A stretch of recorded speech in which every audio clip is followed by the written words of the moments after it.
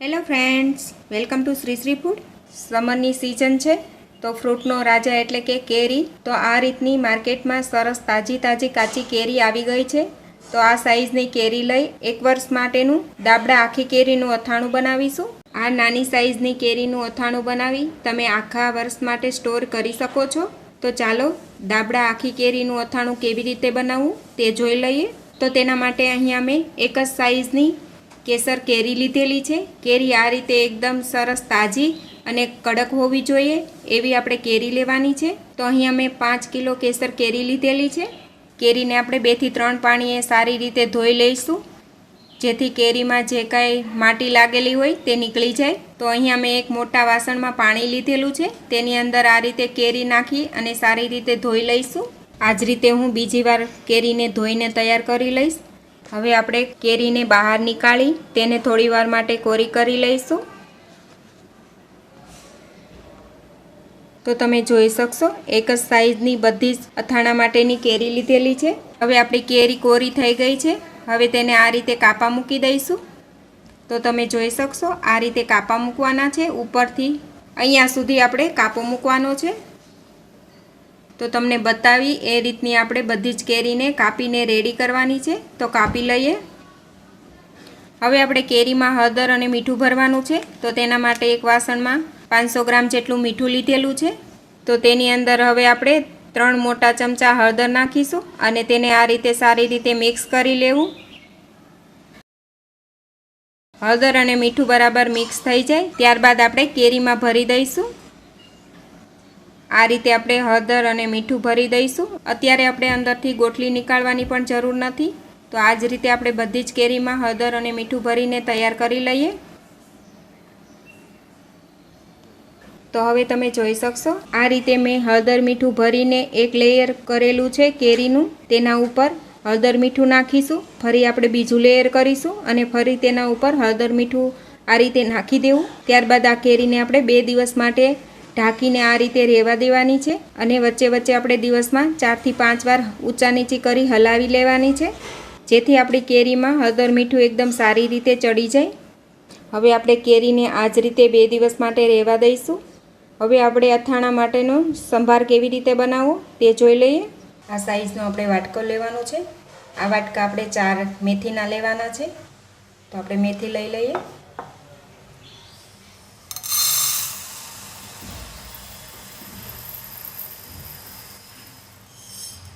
આ રીતે આપણે 4 વાટકા મેથી લઈ અને મેથીને 2 થી 3 પાણીએ ધોઈ અને પલાળી દેવાની છે 6 થી 7 કલાક માટે, અથવા તો તમે રાતે પલાળી અને સવારે કોરી કરી શકો છો. તો અત્યારે આપણે પલાળી દઈશું. અત્યારે મેં સાદા પાણીમાં મેથીને પલાળેલી છે. તમે ખાટા પાણીમાં પણ પલાળી શકો છો. આ જ રીતે મેં 4 વાટકા મેથીના પલાળેલા છે. તો સરસ મેથી પલાળી ગઈ છે. હવે મેથીને આપણે પાણી નીકાળી લઈએ. તો આ રીતે સ્ટ્રેનર લઈ અને મેથીને કોરી કરી લઈશું. પછી આપણે આ મેથીને જે આપણે કેરી કાઢીને ખાટું પાણી નીકળે તેમાં બોળી દેવાની છે 1 કલાક માટે. થોડી વાર જ આ રીતે નીતરવા દઈશું અને તરત જ આપણે ખાટા પાણીમાં બોળી દેવાની છે. અત્યારે મેં પાણીમાં પલાળેલી છે. તો હવે હું તેને ખાટા પાણીમાં નાખીશ. તો મેથીને મેં 1 કલાક માટે ખાટા પાણીમાં આ રીતે રાખેલી છે. હવે તેને આપણે બહાર નીકાળી લઈશું. આ રીતે ગાળી લઈએ પાણી અને મેથી અલગ કરી લઈશું. હવે આ મેથીને આપણે થોડી વાર માટે નીતરવા દઈશું. ત્યારબાદ તેને કોટનના કપડામાં કોરી થવા માટે નાખીશું. મેથીને આ રીતે કોટનના કપડામાં એકદમ સારી રીતે છૂટી કરી દેવી, જેથી સારી રીતે કોરી થઈ જાય. તો તમે જોઈ શકશો મેથીને મેં આ રીતે કોરી થવા માટે મૂકી દીધેલી છે. હવે આપણે 2 દિવસ માટે કેરીને બોળી હતી તેને પણ આપણે પાણીથી અલગ કરી લઈએ. તમારી પાસે ખાટું પાણી ન હોય તો તમે મેથી પલાળવા આ જ કેરીનું ખાટું પાણી લઈને તમે પલાળી શકો છો. ત્યારબાદ કેરી નીકાળી શકો છો. હવે આપણે કેરીને પણ આ રીતે થોડી વાર માટે નીતરવા દઈશું. હવે આપણી કેરીમાંથી પાણી સરસ નીતરી ગયું છે. હવે તેમાંથી ગોટલી નીકાળી લઈશું.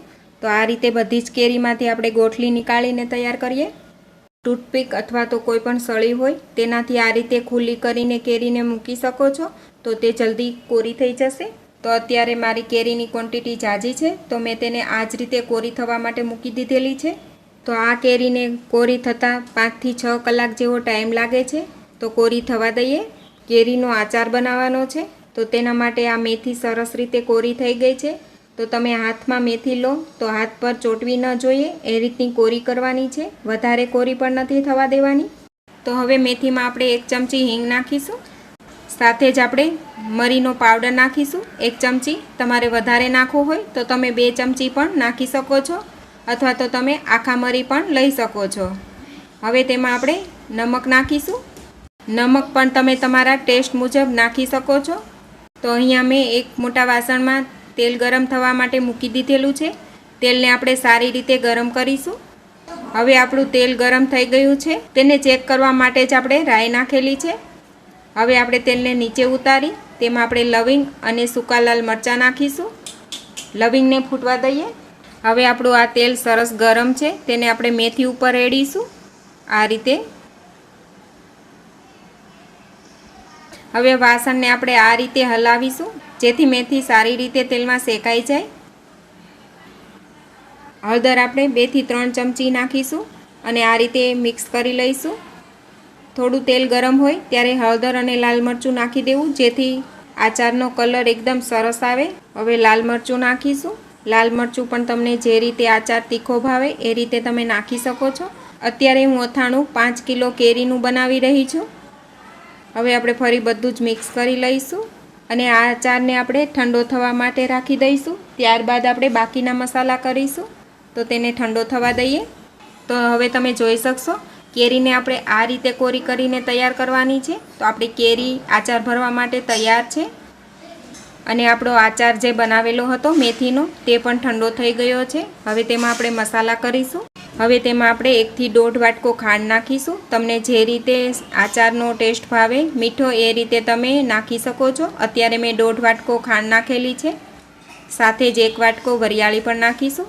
અત્યારે મેં વરિયાળી આખી નાખેલી છે. તમારે અધકચરી કરીને નાખવી હોય તો તમે થોડી ક્રશ કરીને પણ લઈ શકો છો. હવે આપણે આચારને ટેસ્ટ કરી ત્યારબાદ નમકની જરૂર હોય તો નમક નાખીશું. અહીંયા મેં ખાટી કેરીનો રેડી આચાર મળે છે તે લીધેલો છે 1 કિલો, તે ઉમેરી દઈશ. ફરી આપણે બધું સારી રીતે મિક્સ કરી લઈશું અને આ આચાર તૈયાર કરી લઈએ. હવે તમે જોઈ શકશો દાબડા આખી કેરીનું આચાર બનીને તૈયાર છે. તેને હવે આપણે આ રીતે આખી કેરીમાં ભરી દઈશું. મસાલાને આપણે દબાવી અને કેરીમાં ભરવાનો છે. તો આ તૈયાર થઈ ગઈ છે. આ જ રીતે આપણે બધી જ કેરીમાં આચાર ભરીને તૈયાર કરીશું અને બરણીમાં મૂકતા જઈશું. હવે તમે જોઈ શકશો દાબડા આખી કેરીનું અથાણું બનીને તૈયાર છે. આ અથાણું તમે આખા વર્ષ માટે ભરીને તૈયાર કરી શકો છો. અથાણું તમે બરણીમાં ભરી દો. ત્યારબાદ તમે જે આચાર બનાવેલો છે તેનો એક થર કરી અને ગરમ કરી અને તેલને ઠંડુ કરી તેની ઉપર રેડી દેવાનું છે. બરણી ઉપર તેલ ઉપર આવે એ રીતે રાખવાનું છે. તો એ રીતે આપણે બરણીમાં તેલ રેડી દઈશું.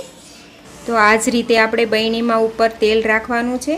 તો ફ્રેન્ડ્સ, તમે પણ આ સિઝનમાં આખી કેરીનું અથાણું આ રીતે જરૂરથી બનાવજો. ત્યારબાદ મને કમેન્ટ કરીને જરૂરથી જણાવશો કે તમારું આખી કેરીનું અથાણું કેવું બન્યું. અને આજનો આ વિડીયો પસંદ આવ્યો હોય તો વિડીયોને લાઇક કરજો, તમારા ગ્રુપમાં શેર કરજો અને મારી ચેનલને સબસ્ક્રાઈબ જરૂરથી કરજો. તો ફરી મળીશું ફ્રેન્ડ્સ એક નવા વિડીયો સાથે. Thanks for watching.